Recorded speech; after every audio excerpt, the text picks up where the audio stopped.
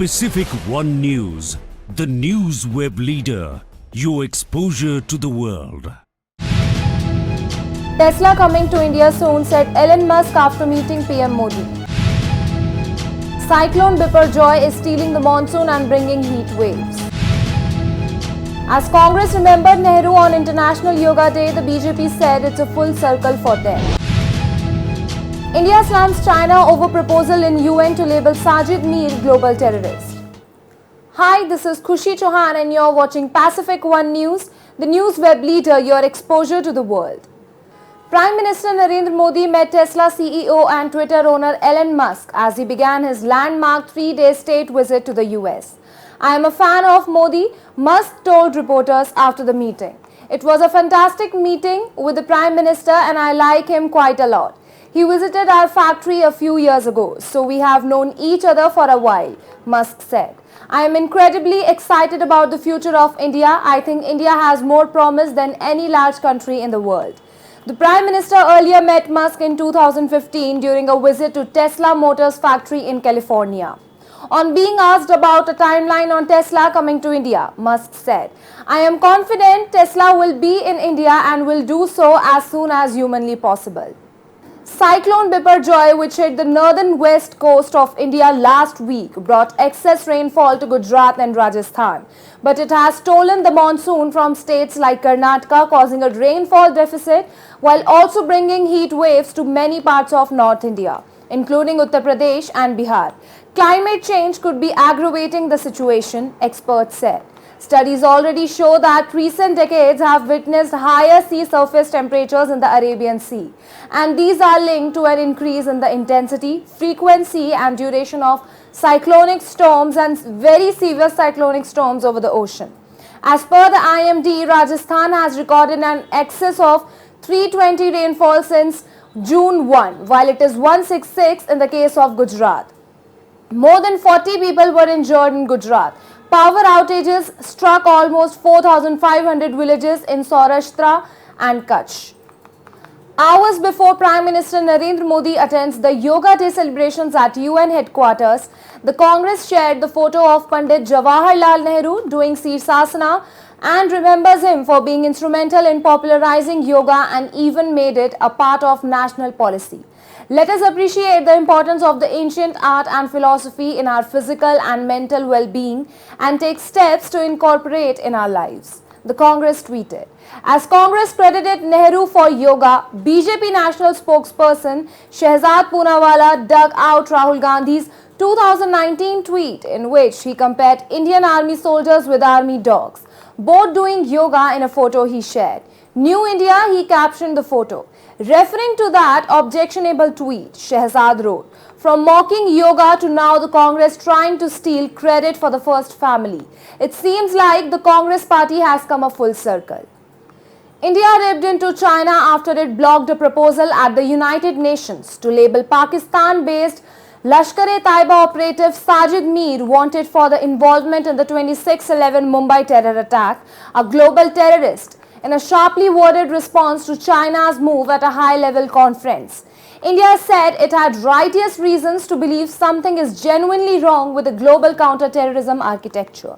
If we cannot get established terrorists who have been banned across global landscapes proscribed by the United Nations for petty geopolitical interests, then we really do not have the genuine political will to sincerely fight this challenge. Seeking to connect with the Yadav community in Madhya Pradesh in the run-up to the state assembly elections due in the November this year, Chief Minister Shivraj Singh Chauhan has announced that the sites associated with Lord Krishna in the state would be developed. Addressing the Yadav Samaj Pramukh Karya Samiti's talent felicitation event in Indore, Chauhan said, we have left no stone unturned in the development of Sandipani Ashram in Ujjain, where Lord Krishna received his education. We will gradually develop other places associated with Lord Krishna in the state. The CM said the development of places linked with Krishna is a duty and not a matter of politics. The development of Lord Krishna's places of worship in the state will inspire every community because Sri Krishna belongs to everyone and the whole world is contained in him, he said. Now it's time for a short break. We'll be back soon. Pacific One News, the news web leader, your exposure to the world.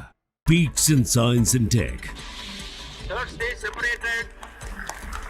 Are they keeping the global warming in check?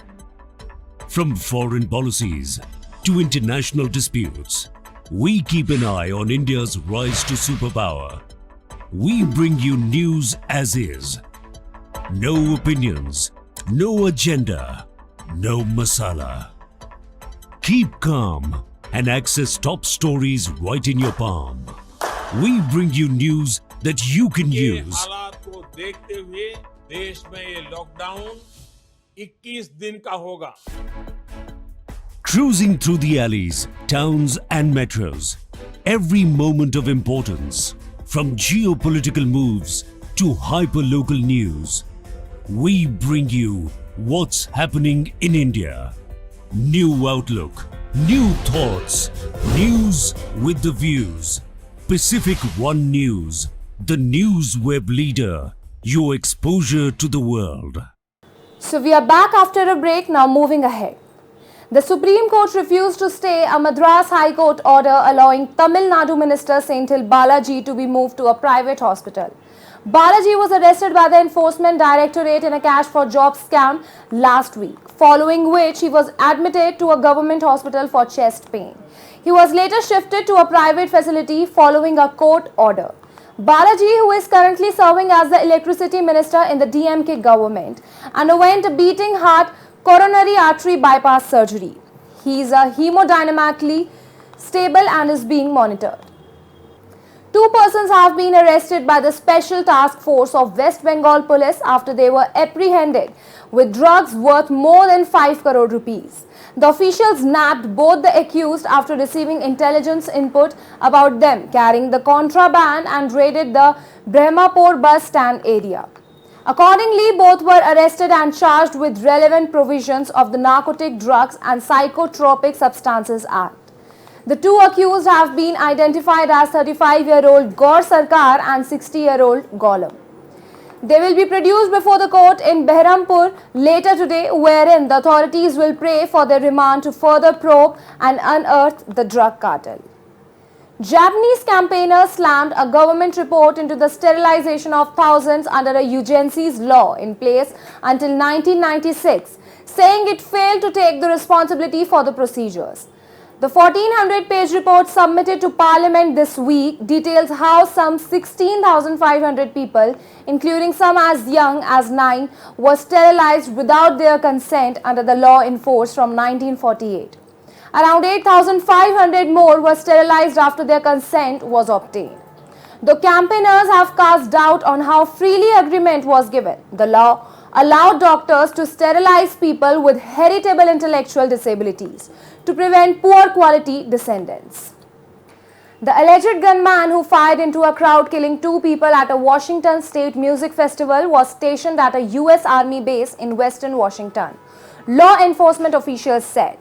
James M. Kelly of Joint Base Lewis McCord was booked into the Grant County Jail on investigation of 2 counts of murder, 2 counts of assault and 1 count of domestic violence assault, Grant County Sheriff Joe Critic said in a Facebook post. Law enforcement officers shot him Saturday and he was being treated at a hospital until Tuesday. The sheriff said the shooting killed 2 people and wounded 2 others in an area where people were camping for the Beyond Wonderland electronic dance music festival at the Gorge Amphitheatre.